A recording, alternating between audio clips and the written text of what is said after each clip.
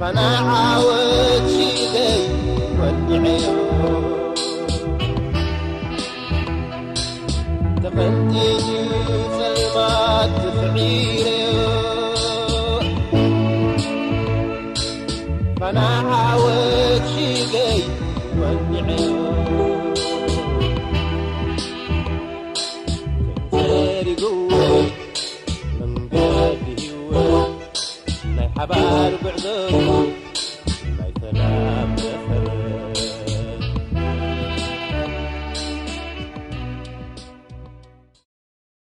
أيها الشعب الإرثي الأبي، قوات الدفاع الإرثية الباسلة، في مثل هذا اليوم التاريخي المجيد من كل عام يحتفل كل الوطنيين الإرثيين باعتزاز عظيم وفرحة بالغة بهذه المناسبة تخليدا لذكرى اجتثاث جيش العدو الاستعماري من كامل التراب الإرثي قبل 30 عاما.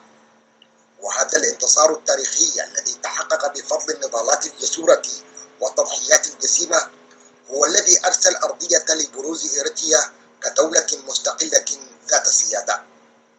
وبهذه المناسبة العظيمة التي نحتفل بها بمناسبة مرور 30 عاما على تحرير إريتريا و28 عاما على بروز إريتريا كدولة مستقلة ذات سيادة شرعية، أشعر بالكثير من الفخر والاعتزاز أن أتقدم إلى الشعب الإريتري بأحر التهاني بهذه المناسبة التاريخية. وبالمقابل أجد نفسي مضطرا للتعبير عن عميق حزني وأسفي وأنا أشاهد شعبي يعيش حياة يسودها القمع والتنكيل الوحشي ويغرق في ظلام الفقر المدقع والإذلال اللامحدود. لقد ناضل الشعب الإريتري من أجل تحقيق الحرية والعدالة والرخاء، وكافح طويلا من أجل تأمين حقوقه السياسية والاجتماعية والثقافية والحقوق المدنية والإنسانية، كما دفع غالي التضحيات من أجل تحقيق السلام والاستقرار والطمأنينة، وفي سبيل كل ذلك قدم أرواحه وأرواح أبنائه وكل ما يملك من غال ونفيس. إلى جانب ذلك وعلى عكس توقعات الأعداء والأصدقاء، أثبت الشعب الإريتري مدى عظمته وقوة شكيمته، ليس فقط من خلال هزيمته لجيش العدو الاستعماري الضخم، وإنما أيضا لتحقيقه نصرا تاريخيا حاسما بعد هزيمته لأعتى أطراف القوى الدولية العظمى في القرن العشرين التي كانت تقف خلفه. والتاريخ الحديث للشعب الإريتري شاهد حي على أنه ليس هناك أي قوة تستطيع أن تقف في وجه الشعب الإريتري متى ما نهض لتصحيح المفارقة التاريخية التي نتجت عن الخيانة التي حدثت للأهداف الرئيسية لنضالنا المسلح، أو أن تقف أمام سعيه لجعل تطلعاته الصلبة في تحقيق الحرية والعدالة والكرامة الإنسانية والاستقرار والازدهار واقعا ملموسا. الشعب الإريتري كأي شعب آخر معروف بكده واجتهاده وسعيه الذي لا يعرف الكلل من أجل تطوير ظروفه الإنسانية والمعيشية ورعاية ومساعدة أهله وأقاربه. لكن لسوء الحظ هيمنت مؤسسات تنظيم الهكدف الاحتكارية على موارد اقتصاده الوطني، ومنعت فرص ممارسة النشاط التجاري الحر، وأصبح عرضة للعوز والفقر والتشرد. وطوال 30 عاما الماضية صمت آذان شعبنا شعارات جوفاء تتردد بلا كلل، وظل يسمع عن برامج تنموية ووعود لا تنفذ وعن أحاديث مشبعة بالآمال الوهمية. وبما أن التفاخر الأجوف لا يثمر أي شيء، فإن اقتصادنا قد عانى الأمرين وانحدر نحو الحضيض، وأصبحت البلاد تتبنى سياسات متخبطة، وسحق أفراد المجتمع، وتشتت شمل الأسر الإريترية، وتشرد الشباب في منافي المهجر القصرية، وتشوه صورة بلادنا على المستوى الإقليمي والدولي، وتعرض شعبنا للهوان والذل، وتخلفت بلادنا وأصبحت تتذيل كل قوائم معايير تقدم الأمم.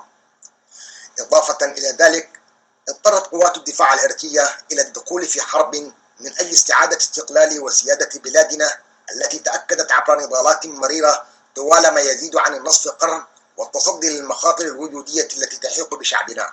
ومنذ وقت مبكر هبت القوى الوطنية التي تناضل من أجل الدفاع عن سيادة الوطن من أجل تحقيق السلام الدائم وتأمين الاحترام لسيادة ووحدة تراب الوطن وللتصدي للهجوم المنهجي الذي يستهدف الهوية والوحدة الوطنية ووضع حد له.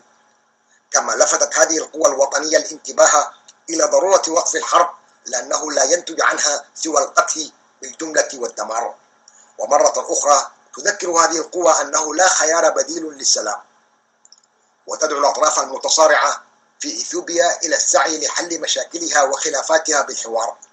ومهما يكن فإنه من المهم التذكير بأن الحرب الدائرة في إثيوبيا شأن داخلي يخص الإثيوبيين، أما نحن الإريتريون فتنتظرنا قضايا تهمنا وتنتظر أن نجد لها حلولا عاجلة.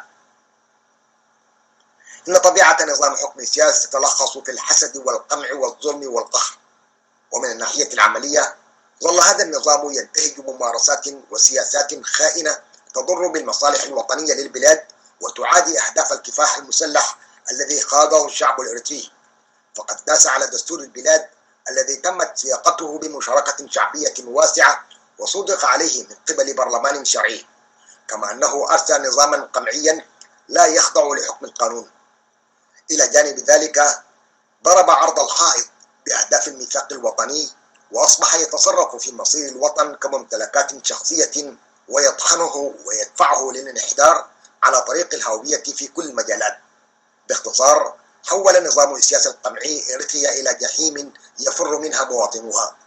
وبعبارة أخرى، اتبع السياسة المنطق الهمجي أنا ومن بعدي الطوفان، واستنزف الشعب الإريتري وموارد البلاد، وعرض مستقبل وسيادة إريتريا لخطر جسيم للغاية. عليه فإن مهمتنا الكبيرة والآنية هي إزالة هذه المخاطر التي تتربص بنا من خلال تخليص بلادنا من براثن هذا النظام الجائر الحسود واستبداله بنظام دستوري. في ظل هذا الواقع المعاش والمتطلبات الآنية، كان ينبغي أن تتوحد القوى الوطنية المعارضة لطغمة السياسة المتجبرة على أرضية عمل مشتركة، بدلا من الاصطفاف إلى جانب الويانة وطموحاتها التوسعية وإعادة نفس السموم المعيبة التي تستهدف قوات الدفاع الإريترية.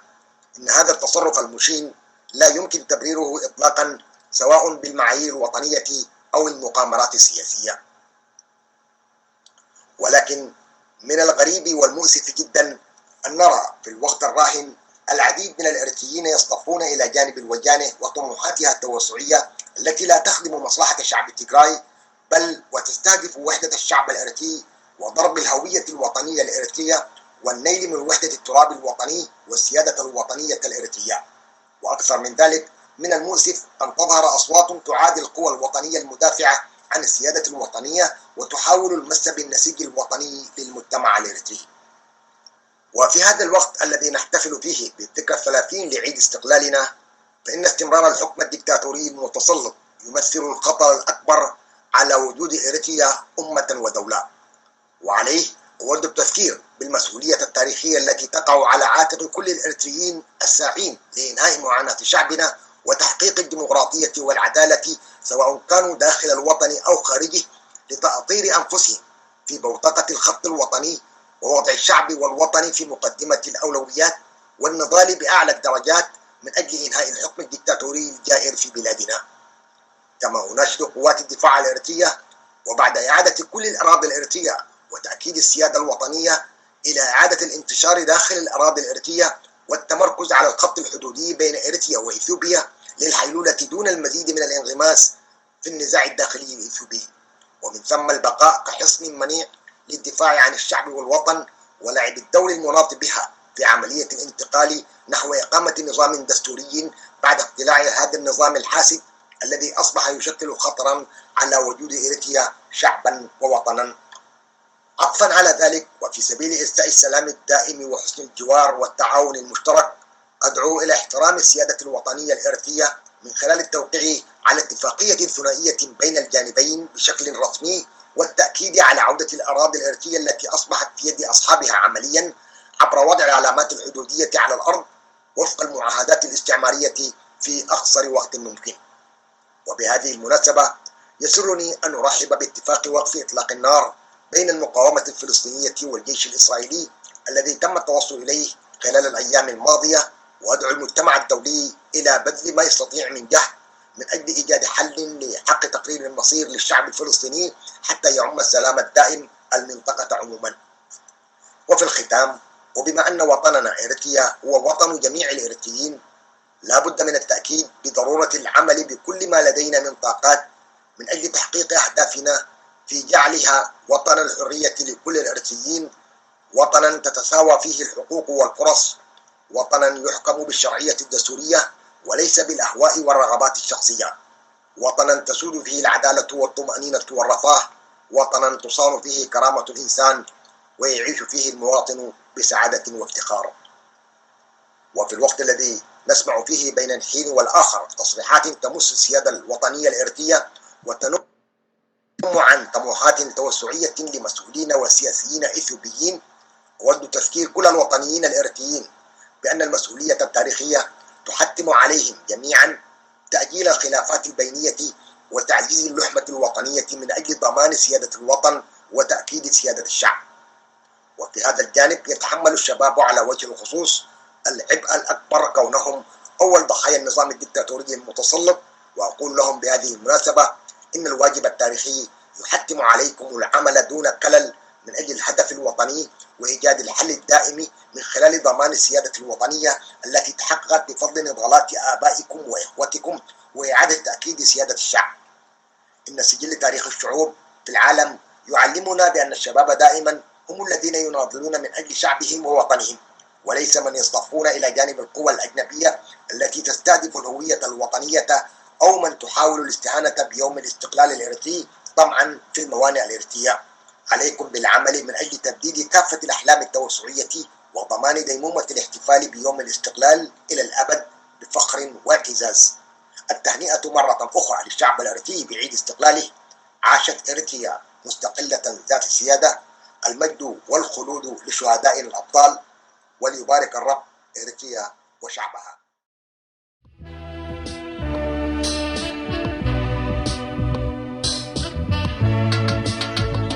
تقنتي المات تفعيره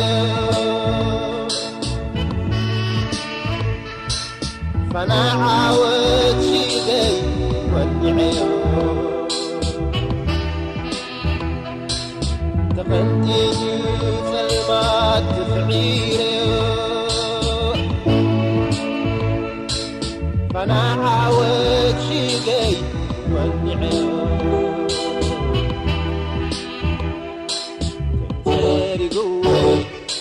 من قلبي هو لا يحبار بعذر لا يتنام